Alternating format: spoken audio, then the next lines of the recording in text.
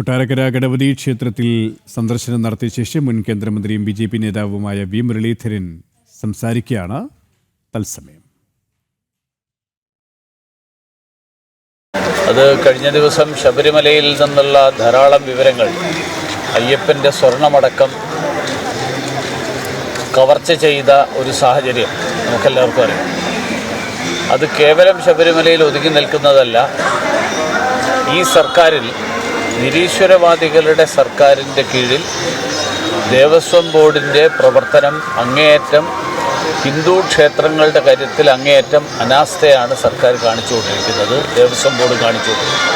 അതിൻ്റെ ഒരു പ്രത്യാഘാതമാണ്, അല്ലെങ്കിൽ അതിൻ്റെ ഒരു പ്രതിഫലനമാണ് ഇപ്പോൾ കൊട്ടാരക്കരയിൽ കണ്ടിട്ടുള്ളത്.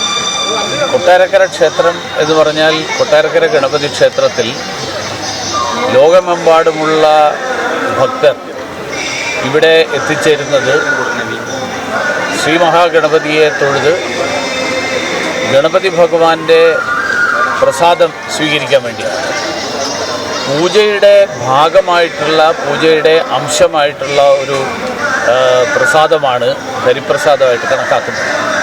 ആ പ്രസാദം പൂജ നടത്തി അതിൽ നിന്നൊരംശമാണ് ഭക്തർക്ക് നൽകുന്നത്. അതാണ് എല്ലാ ക്ഷേത്രങ്ങളിലെയും സങ്കല്പം.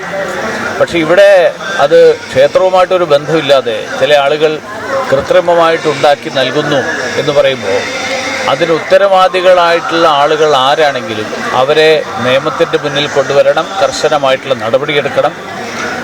ഈ ക്ഷേത്രങ്ങളെ കേന്ദ്രീകരിച്ചുകൊണ്ടുള്ള ഇത്തരത്തിലുള്ള കള്ളനാണയങ്ങൾ, ആ കള്ളനാണയങ്ങൾ പ്രവർത്തിക്കുന്നത് ഇതിൻ്റെ മുകളിലിരിക്കുന്ന ആളുകൾക്ക് ക്ഷേത്രത്തോടും ക്ഷേത്ര സങ്കല്പങ്ങളോടും യാതൊരു പ്രതിബദ്ധതയില്ലാത്ത ആൾക്കാർ ക്ഷേത്രഭരണം കൈയാളുന്നതുകൊണ്ടാണ്.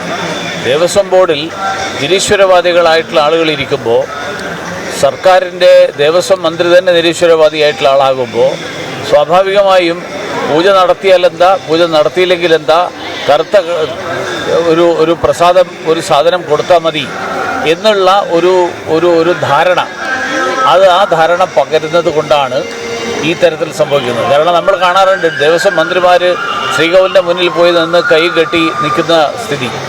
അപ്പോൾ ഈ തരത്തിൽ ഹിന്ദു ക്ഷേത്രങ്ങളോട് അങ്ങേയറ്റം അവഹേളനാപരമായിട്ടുള്ള സമീപനം, ആ സമീപനം സ്വീകരിക്കുന്ന ആളുകൾ ഈ ക്ഷേത്ര ഭരണം കൈയാളുന്നു എന്നുള്ളതാണ് ഇത്തരത്തിൽ കാര്യങ്ങൾ സംഭവിക്കുന്നതിൻ്റെ കാരണം.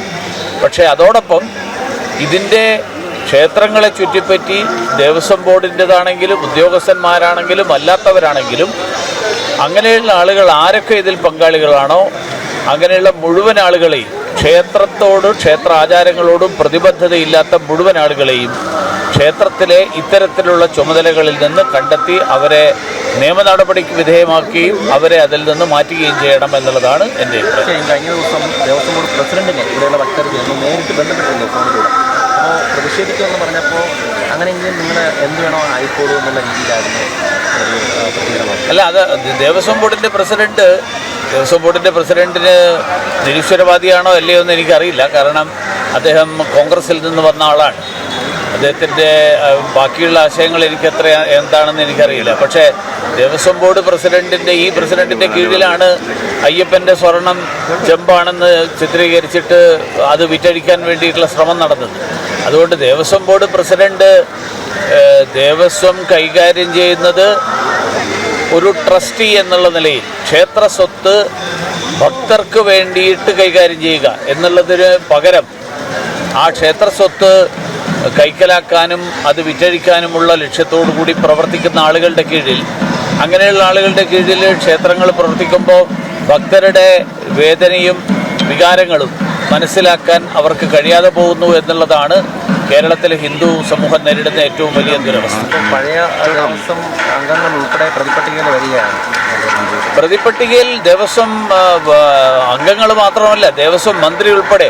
എന്തുകൊണ്ട് ദേവസ്വം മന്ത്രി ഈ കാര്യത്തിൽ മന്ത്രിയെ ഒഴിവാക്കി നിർത്തുന്നു എന്നുള്ളതാണ് എനിക്ക് ചോദിക്കാനുള്ളത്. കാരണം ദേവസ്വം മന്ത്രി ഈ കാര്യങ്ങളൊന്നും അറിയാത്ത ആളാണെങ്കിൽ പിന്നെ ആ വകുപ്പ് എങ്ങനെ കൈകാര്യം ചെയ്ത് ഇത്രയും കാലം? അപ്പോൾ അതുകൊണ്ട് ഇതൊക്കെ രാഷ്ട്രീയ നേതൃത്വത്തെ രക്ഷപ്പെടുത്താൻ ഉദ്യോഗസ്ഥരിൽ മാത്രം പഴിചാരി അവരെ കുറ്റവാളിയായിട്ട് ചിത്രീകരിച്ച് അവരുടെ മുകളിൽ ശിക്ഷ അവർക്ക് മാത്രം ശിക്ഷ നൽകി രാഷ്ട്രീയ നേതൃത്വം രക്ഷപ്പെടാൻ വേണ്ടി നടത്തുന്ന ആസൂത്രിതമായിട്ടുള്ള ശ്രമമാണ്.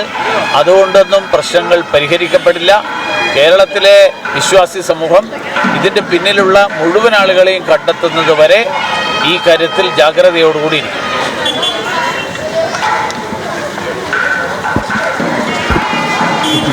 ദർശനം നടത്തിയ മുൻ കേന്ദ്രമന്ത്രിയും BJP നേതാവുമായ വി മുരളീധരൻ പ്രതികരിക്കുകയായിരുന്നു. തത്സമയ ദൃശ്യങ്ങളാണ് പ്രേക്ഷകർ കണ്ടത്.